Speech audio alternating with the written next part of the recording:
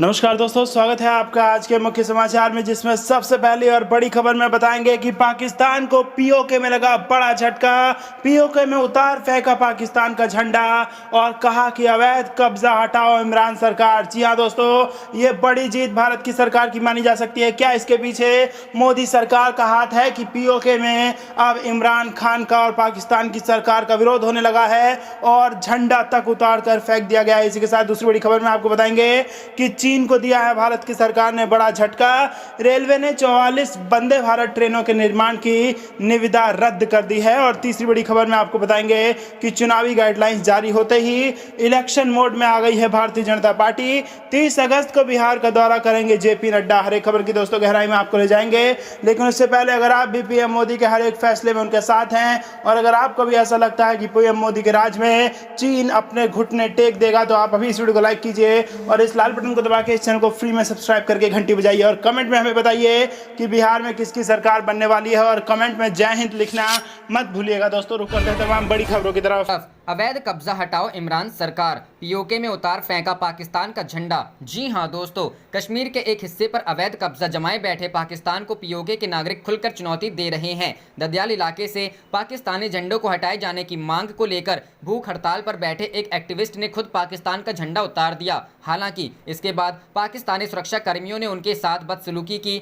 और लगातार धमकियां दे रहे हैं। सामाजिक कार्यकर्ता और पत्रकार तनवरी अहमद कई दिनों से भूख हड़ताल पर बैठे थे और उन्होंने पीओके अथॉरिटीज से मांग की थी कि इलाके से सभी पाकिस्तानी झंडों और चिन्हों को हटा लिया जाए। न्यूज एजेंसी एएनआई की ओर से जारी वीडियो में दिख रहा है कि तनवीर रिहायशी इलाके में लगे झंडे को पोल पर चढ़कर उतार देते हैं। इसके बाद पाकिस्तानी सुरक्षा कर्मी उन्हें घसीटकर वहां से ले जाते हैं। इसके बाद से तनवरी को लगातार धमकियां मिल रही हैं। उन्होंने कहा है कि सुरक्षा एजेंसियों के लोग उनका पीछा कर रहे हैं। 20 अगस्त को तनवीर ने सोशल मीडिया पर एक पोस्ट में लिखा, ददियाल प्रशासन ने विदेशी चिन्हों को हटाने के लिए 48 घंटे मांगे थे, लेकिन पाकिस्तानी एजेंसियों को बाईपास करने की उनमें ताकत नहीं है। सूत्रों के मुताबिक तनवीर अहमद को जान से मारने की धमकियां दी जा रही हैं। पीओके के लोग पाकिस्तान के अवैध कब्जे का जमकर विरोध कर रहे हैं। हालांकि इसकी वजह से उन्हें पाकिस्तानी सुरक्षा कर्मियों के जुल्मों का सामना करना पड़ता है। रुक करते हैं अगली खबर की तरफ। चीन को झटका, रेलवे ने 44 वंदे भारत ट्रेनों के निर्माण की निविदा रद्द की। जी हां दोस्तों,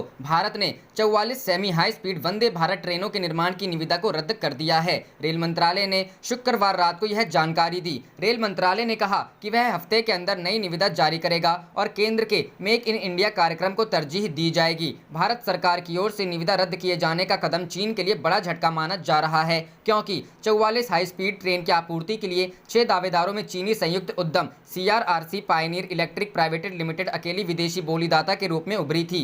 रेल मंत्रालय ने ट्वीट में कहा, 44 सेमी हाई स्पीड ट्रेनों के निर्माण की निविदा रद्द कर दी गई है। संशोधित सार्वजनिक खरीद आदेश के अंतर्गत एक सप्ताह के भीतर ताज़ा निविदा आमंत्रित की जाएगी। CRRC Pioneer electric private limited चीन की CRRC योगी इलेक्ट्रिक लिमिटेड और गुरुग्राम में company Pioneer FIL made private limited का संयुक्त उद्यम है। इसकी स्थापना 2015 में हुई थी। समाचार एजेंसी PTI ने अज्ञात सूत्रों के हवाले से कहा, रेलवे यह सुनिश्चित करना चाहता है कि यह टेंडर किसी घरेलू कंपनी को मिले और जैसे ही पता चला कि चीनी संयुक्त उद्यम इस परियोजना में सबसे आगे था, इस टेंडर को रद्द कर दिया गया। भारतीय रेलवे की चेन्नई स्थित इंटीग्रल कोच फैक्ट्री ने 10 जुलाई को टेंडर जारी किया था। रेल मंत्रालय के मुताबिक चीन के संयुक्त उद्यम के अलावा अन्य 5 बोलीदाताओं में Bharat heavy electricals limited, Bharat industries, electrowaves electronics private limited, Medha servo drives private limited और power netex equipment India private limited शामिल थे। रुख करते हैं अगली खबर की तरफ। चुनावी गाइडलाइंस जारी होते ही इलेक्शन मोड में बीजेपी 30 अगस्त को बिहार का दौरा करेंगी जेपी नड्डा।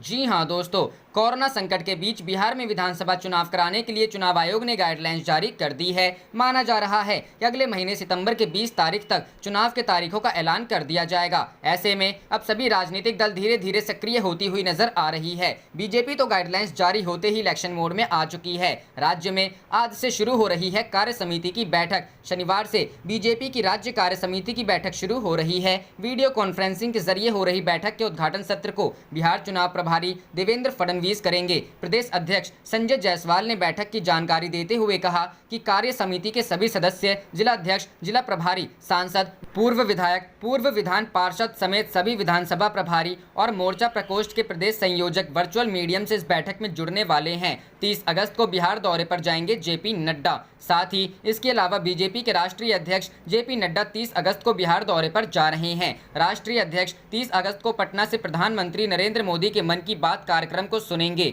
जेपी नड्डा के इस दौरे का मकसद बीजेपी को बिहार विधानसभा चुनाव के लिए अलर्ट करना है। माना जा रहा है कि जेपी नड्डा का यह कार्यक्रम इस तरह से तय किया गया है कि पीएम मोदी भी उसमें कुछ बिहार चुनाव को लेकर संदेश दे सकते हैं। रुख करते हैं अगली खबर की तरफ। सरकार ने बनाई देश से गरीबी खत्म करने की योजना। 50 लाख ग्रामीण युवाओं को स्किल इंडिया के तहत बनाया जाएगा हुनरमंद। जी हां दोस्तों, केंद्र सरकार गांव के अनस्किल्ड युवाओं को स्किल इंडिया की ट्रेनिंग देकर उन्हें हुनरमंद बनाने की तैयारी कर रही है ताकि युवाओं को रोजगार पाने में आसानी हो। दीनदयाल उपाध्याय ग्रामीण कौशल्य योजना के तहत यह प्लान तैयार हुआ है। वर्ष 2024 तक सभी पंजीकृत युवाओं को ट्रेनिंग मिलेगी। इस योजना से जहां विभिन्न सेक्टर लायक कुशल श्रमिक उपलब्ध हो सकेंगे, वहीं गरीबी को भी कम करने में सरकार को मदद मिलेगी। ग्रामीण विकास मंत्रालय की ओर से गाँव के युवाओं के हुनर का विकास कर उन्हें रोजगार से जुड़ने के लिए यह योजना संचालित की जा रही है। उच्च स्तरीय ट्रेनिंग के लिए खास मानकों का पालन होता है। सर्टिफाइड ट्रेनर इस योजना के तहत उपलब्ध कराए जाते हैं। पंजीकृत युवाओं को निःशुल्क ग्रामीण प्रशिक्षण यहां दिया जाता है। ग्रामीण विकास मंत्रालय की नेशनल यूनिट इस योजना के तहत national policy making, funding, technical support की जिम्मेदारी देखती है। वहीं राज्य स्तर पर इस योजना का क्रियान्वयन स्टेट स्किल डेवलपमेंट मिशन या राज्य आजीविका मिशन के नेतृत्व में होता है। मंत्रालय के सूत्रों ने बताया कि इस योजना के तहत कुल 50 लाख ग्रामीण युवाओं को पंजीकृत कर उन्हें जरूरत के हिसाब से ट्रेंड करने की तैयारी है। ग्रामीण विकास मंत्रालय की ओर से तैयार विजन डॉक्यूमेंट के मुताबिक 2019-20 में 7 लाख युवाओं का पंजीकरण हुआ। वहीं 2020-21 में 9 लाख, 2021-22 में 12 लाख, 2022-23 में 12 लाख और 2023-24 में 10 लाख अनस्किल्ड ग्रामीण युवाओं का पंजीकरण कर उन्हें ट्रेंड करने का लक्ष्य तय किया गया है। मंत्रालय के अधिकारियों के मुताबिक ट्रेनिंग में रुचि रखने वाले युवाओं की पहचान कर उन्हें आगे बढ़ने के अवसर इस योजना में उपलब्ध कराए जाते हैं। अगर ट्रेनिंग के बाद कोई व्यक्ति रोजगार पाता है तो माना जाता है कि उसके परिवार की गरीबी दूर हो गई। रुख करते हैं अगली खबर की तरफ। बिहार अगस्त के अंत तक होगा बीजेपी जेडीयू में सीटों को लेकर फैसला। पटना में होगी नड्डा और नीतीश की बैठक। जी हां दोस्तों, बिहार विधानसभा चुनाव लेकर अभी तक तारीखों का ऐलान नहीं हुआ है, लेकिन उससे पहले ही राजनीतिक दल अपने गठबंधन के मसलों को सुलझाने में जुट गए हैं। सत्तारूढ़ एनडीए गठबंधन में सीटों को लेकर अभी अंतिम मुहर नहीं लगी है और चर्चा जारी है। इसको लेकर गठबंधन की दो सबसे बड़ी पार्टियों जेडीयू और बीजेपी के बीच अंतिम दौर की बातचीत शुरू हो गई है। बिहार बीजेपी की प्रदेश कार्य समिति की 2 दिवसीय वर्चुअल बैठक आज से शुरू हो रही है। इसमें पार्टी अध्यक्ष जेपी नड्डा के साथ ही नवनियुक्त बिहार चुनाव प्रभारी और महाराष्ट्र के पूर्व मुख्यमंत्री देवेंद्र फडणवीस भी शामिल होंगे। नड्डा के दौरे के वक्त दिया जा सकता है अंतिम रूप। फडणवीस पहली बार बिहार के मामलों को लेकर किसी बैठक हिस्सा होंगे। वहीं बिहार बीजेपी के प्रभारी भूपेंद्र यादव भी आज पटना आएंगे। खबर है कि 25 अगस्त को देवेंद्र फडणवीस पटना के दौरे पर आएंगे और 29 अगस्त को बीजेपी के राष्ट्रीय अध्यक्ष जेपी नड्डा आएंगे। नड्डा 30 अगस्त को पटना के किसी बूथ से प्रधानमंत्री के मन की बात कार्यक्रम सुनेंगे। सूत्रों के अनुसार बीजेपी के राष्ट्रीय अध्यक्ष जेपी नड्डा और जेडीयू के राष्ट्रीय अध्यक्ष नीतीश कुमार के बीच सीटों के बंटवारे को अंतिम रूप दिया जाएगा। हालांकि दोनों पार्टियों के बीच अब तक कई दौर की बातचीत हो चुकी है। बताया जा रहा है कि बिहार में राज्यपाल कोटे से खाली 12 एमएलसी के पद पर भी फाइनल मुहर लगाई जाएगी। अक्टूबर-नवंबर में होगा विधानसभा का कार्यकाल पूरा। बिहार में इस साल अक्टूबर-नवंबर में मौजूदा विधानसभा का कार्यकाल पूरा हो रहा है। हालांकि कोरोना वायरस के कारण बने मौजूदा हालात में चुनाव तय समय पर होंगे या नहीं, इस पर अभी भी संशय है। लेकिन चुनाव आयोग की ओर से हाल ही में उपचुनावों के लिए जारी कोरोना आधारित दिशा निर्देशों से संकेत मिल रहे हैं कि आयोग तय समय पर ही बिहार चुनाव भी कराने का प्रयास करेगा।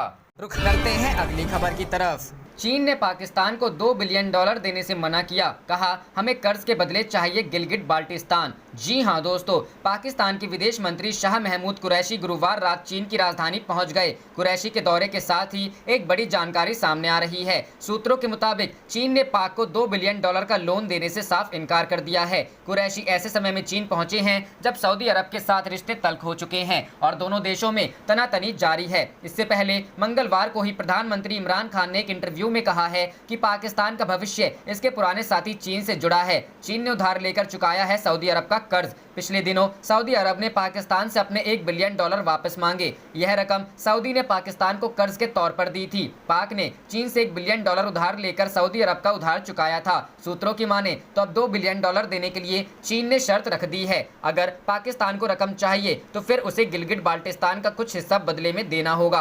कुरैशी ने अपने समक्ष वांग वाई के साथ मीटिंग की है। उनकी मुलाकात राष्ट्रपति शी जिनपिंग से भी होने वाली है। गिलगिट बाल्टिस्तान पाकिस्तान अधिकृत कश्मीर का वह हिस्सा है जिस पर भारत अपना दावा जताता है। भारत ने दी है पाकिस्तान को वार्निंग। भारत ने इस वर्ष मई में गिलगिट बाल्टिस्तान पर पाकिस्तान को अल्टीमेटम भी दिया था। भारत के विदेश मंत्रालय की तरफ से पाकिस्तान सुप्रीम कोर्ट की तरफ से आए एक आदेश के बाद पाक को इसे खाली करने के लिए कहा गया था। भारत ने कहा था कि उसे तुरंत यह हिस्सा छोड़ देना चाहिए। विदेश मंत्रालय ने पाकिस्तान को साफ कर दिया था कि जम्मू कश्मीर और लद्दाख का पूरे क्षेत्र जिसमें गिलगिट बाल्टिस्तान का हिस्सा भी आता है वह भारत का आंतरिक भाग है और भारत के पास इस पर अखंडनीय और कानूनी अधिग्रहण का अधिकार है। साल 2009 में पाकिस्तान ने बदला नाम। पाकिस्तान को यह भी साफ कहा गया कि इस मसले पर भारत की स्थिति साल 1994 में संसद में पास हुए प्रस्ताव में नजर आई थी जिसे सर्वसम्मति से पास किया गया था। पाकिस्तान या फिर इसकी न्यायपालिका के पास कोई अधिकार नहीं है कि वह इस पर गैर कानूनी और जबरन कब्जा करे। भारत ने पाक को दो टूक कहा कि पाक को इस पर अपने सभी गैर कानूनी कब्जे को छोड़ देना चाहिए और जम्मू कश्मीर में किसी तरह का बदलाव करने की कोशिशें नहीं करनी चाहिए। पाकिस्तान ने साल 2009 में पहली बार गिलगिट बाल्टिस्तान की स्थिति में बदलाव करना शुरू किया था। उस समय पाक सरकार की तरफ से Gilgit Baltistan empowerment and self governance order को लाया गया था। रुख करते हैं अगली खबर की तरफ। ट्रंप की बराबरी करेंगे पीएम मोदी। अगले सप्ताह भारत में लैंड करेगा मिसाइल डिफेंस सिस्टम वाला विमान। जी हां दोस्तों, भारत के प्रधानमंत्री, राष्ट्रपति और उपराष्ट्रपति की हवाई यात्राओं को सुरक्षित करने के लिए अगले सप्ताह हाई सिक्योरिटी वाला विमान देश में लैंड करेगा। अमेरिका के राष्ट्रपति डोनाल्ड ट्रंप को मिलने वाली एयर फोर्स वन की तरह अब भारत के प्रधानमंत्री को एयर इंडिया वन की सुविधा दी जाएगी। सूत्रों के हवाले से मिली जानकारी के मुताबिक भारत ने अमेरिका से 2 बोइंग 777 विमानों को खरीदा है। एक विमान अगले हफ्ते और दूसरा साल के अंत तक भारत को सौंपा जा सकता है। सूत्रों से हवाले से मिली जानकारी के मुताबिक एयर इंडिया वन के इस विमान में खुद को मिसाइल डिफेंस सिस्टम लगा होगा। इसे large aircraft infrared counter measures और सेल्फ प्रोटेक्शन सूट्स भी कहा जाता है। इन विमानों को वायुसेना के जवान उड़ाएंगे। इन नए बोइंग का रखरखाव air India engineering service limited द्वारा ही किया जाएगा। SPS से विमान दुश्मन के रडार की फ्रीक्वेंसी को जाम कर देगा। इसी साल फरवरी में अमेरिका ने $190 मिलियन कीमत वाले 2 डिफेंस सिस्टम भारत को देने पर सहमति जताई थी। अभी तक राष्ट्रपति, उपराष्ट्रपति और प्रधानमंत्री के लिए एयर इंडिया का बोइंग 747 विमान इस्तेमाल करते हैं। इस विमान को एयर इंडिया वन कहा जाता है। भारतीय उच्चाधिकारियों के लिए एयर इंडिया के पायलट ही बोइंग 747 एयरक्राफ्ट उड़ाते हैं और AIESL इनका रखरखाव करती है। 17 घंटे लगातार उड़ने की क्षमता। सूत्रों के हवाले से मिली जानकारी के मुताबिक ये एयरक्राफ्ट 17 घंटे तक लगातार बिना रिफ्यूल के उड़ सकता है। सूत्रों ने आगे कहा कि ये विमान एक पूरी तरह से उड़ते हुए कमांड सेंटर की तरह काम करने में सक्षम है, चूंकि ये एक उन्नत और सुरक्षित कम्युनिकेशन सिस्टम में लैस है जिसमें हैक या टैप किए बिना ऑडियो और वीडियो कम्युनिकेशन की सुविधा दी गई है, ठीक वैसे ही जैसे अमेरिकी एयरफोर्स वन में है। अब तक जिस विमान में VVIP उड़ान भरा करते हैं वो 10 घंटे उड़ान के बाद रिफ्यूल की जरूरत होती है। रुख करते हैं अगली खबर की तरफ। कांग्रेस छोड़ भारतीय जनता पार्टी में शामिल होंगे हजारों कार्यकर्ता। कल से प्रारंभ होगा सदस्यता ग्रहण समारोह। जी हां दोस्तों, ग्वालियर चंबल संभाग में भारतीय जनता पार्टी का 3 दिवसीय सदस्यता ग्रहण समारोह शनिवार 22 अगस्त से प्रारंभ होने जा रहा है, जिसमें अंचल के हजारों कांग्रेस कार्यकर्ता भाजपा की सदस्यता ग्रहण करेंगे। विभिन्न विधानसभा क्षेत्रों में आयोजित किए जाने वाले समारोह में मुख्यमंत्री शिवराज सिंह चौहान, भारतीय जनता पार्टी के प्रदेश अध्यक्ष विष्णुदत्त शर्मा, केंद्रीय मंत्री नरेंद्र सिंह तोमर, पार्टी के राष्ट्रीय उपाध्यक्ष प्रभात झा एवं राज्यसभा सांसद ज्योतिरादित्य सिंधिया इन कार्यकर्ताओं को भारतीय जनता पार्टी में शामिल करेंगे। इसके अतिरिक्त संभाग से आने वाले सभी मंत्री, विधायक, पूर्व विधायक सहित वरिष्ठ नेतागण उपस्थित रहेंगे। करते हैं अगली खबर की तरफ। जेडीयू का नया गेम। तेज प्रताप या तेजस्वी यादव के खिलाफ चुनाव लड़ेंगी लालू की बहू ऐश्वर्या राय। जी हां दोस्तों, बिहार विधानसभा चुनाव में इस बार दरकते रिश्तों को चुनावी मुद्दा बनाया जा सकता है। राजद प्रमुख लालू प्रसाद यादव के समधी चंद्रिका राय के जेडीयू की सदस्यता ग्रहण करते ही यह चर्चा तेज हो गई है कि उनकी बेटी और लालू परिवार की बहू ऐश्वर्या राय को चुनावी मैदान में उतारा जा सकता है। चंद्रिका राय ने भी अपनी बेटी ऐश्वर्या राय को अपने दामाद तेज प्रताप यादव के खिलाफ चुनाव मैदान में उतारने का संकेत दे दिया है। जेडीयू की ओर से वह अपने पति तेज प्रताप यादव या नेता प्रतिपक्ष तेजस्वी यादव के खिलाफ चुनाव मैदान में उतर सकती हैं। हालांकि चंद्रिका राय ने खुलकर इस मसले पर कुछ नहीं कहा है, किंतु लालू व चंद्रिका राय के परिवारों में खटास को देखते हुए माना जा रहा है कि इस बार के चुनाव में दोनों में आमने सामने की स्थिति रहेगी। जेडीयू में शामिल होने के बाद चंद्रिका राय ने कहा कि किसी को नहीं पता कहां से चुनाव लड़ रहे हैं दोनों भाई तेज प्रताप यादव और तेजस्वी यादव। खबर है कि दोनों सुरक्षित सीट की तलाश में हैं। ऐसे में चंद्रिका राय की बातों से ऐसे संकेत मिल रहे हैं कि ऐश्वर्या चुनाव लड़ सकती हैं। ऐसे में कयास ये भी लगाए जा रहे हैं कि तेजस्वी या तेज प्रताप में जो भी चुनाव मैदान में रहेगा उसके खिलाफ वो चुनावी मैदान में नजर आएंगी। यहाँ उल्लेखनीय है कि तेज प्रताप फिलहाल वैशाली जिला की महुआ और तेजस्वी यादव इसी जिले के राधोपुर से विधायक हैं। बीते दिसंबर में ये खबरें आम हुई थी कि राजद प्रमुख लालू प्रसाद यादव की बहू ऐश्वर्या राय को उनके ससुराल से निकाल दिया गया। बाद में शास्त्री नगर थाने में एक मामला भी दर्ज हुआ था जिसने इस बात की पुष्टि कर दी थी कि लालू परिवार में सब ठीक नहीं चल रहा है। तब ऐश्वर्या राय ने बिहार की पूर्व मुख्यमंत्री व अपनी सास राबड़ी देवी और ननद मीसा भारती पर प्रताड़ना का आरोप लगाया था। ऐसे में यह माना जा रहा है कि चंद्रिका राय लालू परिवार में अपनी बेटी के साथ हुए दुर्व्यवहार को नहीं भूले हैं। उसी वक्त से ये कयास लगाए जा रहे हैं कि पारिवारिक न्याय पाने में विफल रहने वाली ऐश्वर्या राय राजनीतिक न्याय हासिल करने के लिए तेज प्रताप यादव और तेजस्वी यादव के सामने चुनौती बनेगी।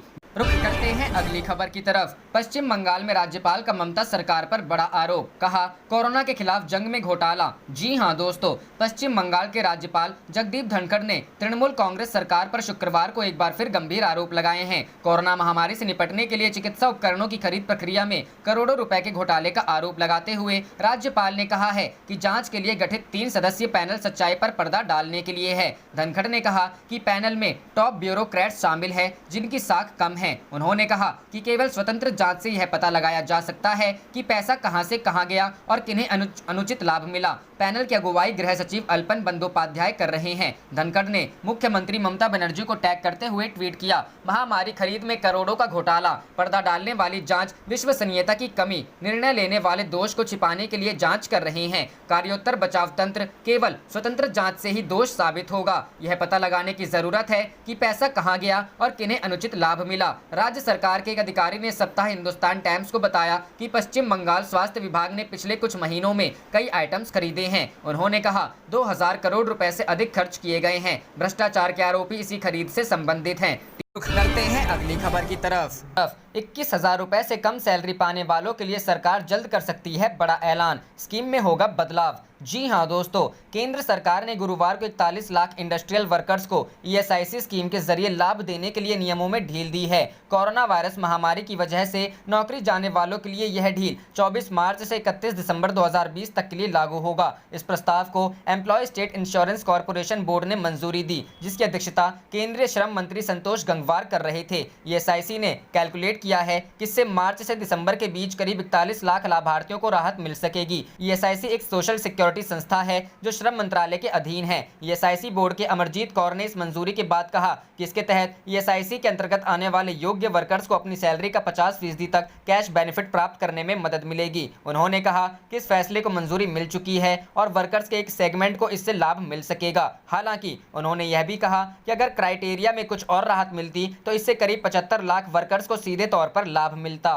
रुख करते हैं अगली खबर की तरफ। जनवरी 2024 तक हर हाल में तैयार हो जाएगा भव्य राम मंदिर, भवन निर्माण समिति ने तैयार की कार्य योजना। जी हां दोस्तों, अयोध्या में भव्य राम मंदिर का निर्माण हर हाल में जनवरी 2024 तक पूरा कर लिया जाएगा। गुरुवार को राजधानी के नेहरू मेमोरियल में हुई राम जन्मभूमि तीर्थ क्षेत्र ट्रस्ट से जुड़ी भवन निर्माण समिति की बैठक में 40 महीने के अंदर मंदिर निर्माण का लक्ष्य पूरा करने की रूपरेखा तैयार की गई। इस बैठक में central building research institute IIT Chennai और लॉर्सन एंड टर्बो कंपनी के प्रतिनिधि भी उपस्थित थे। निर्माण समिति के अध्यक्ष नृपेंद्र मिश्र की अगुवाई में हुई इस बैठक में राम मंदिर ट्रस्ट के उपाध्यक्ष चंपत राय, सदस्य अनिल मिश्रा, गोविंद गिरी के साथ विहिप के प्रतिनिधि भी मौजूद थे। करीब 4 घंटे चली इस बैठक में समय में मंदिर निर्माण, 70 एकड़ भूमि के मास्टर प्लान और इस क्षेत्र में होने वाले निर्माण संबंधी मानचित्र का जल्द से जल्द अयोध्या फैजाबाद विकास प्राधिकरण से स्वीकृति लेने पर चर्चा हुई। बैठक में उपस्थित ट्रस्ट के एक सदस्य के मुताबिक एजेंडा समय पर मंदिर निर्माण के साथ मंदिर की मजबूती भी थी।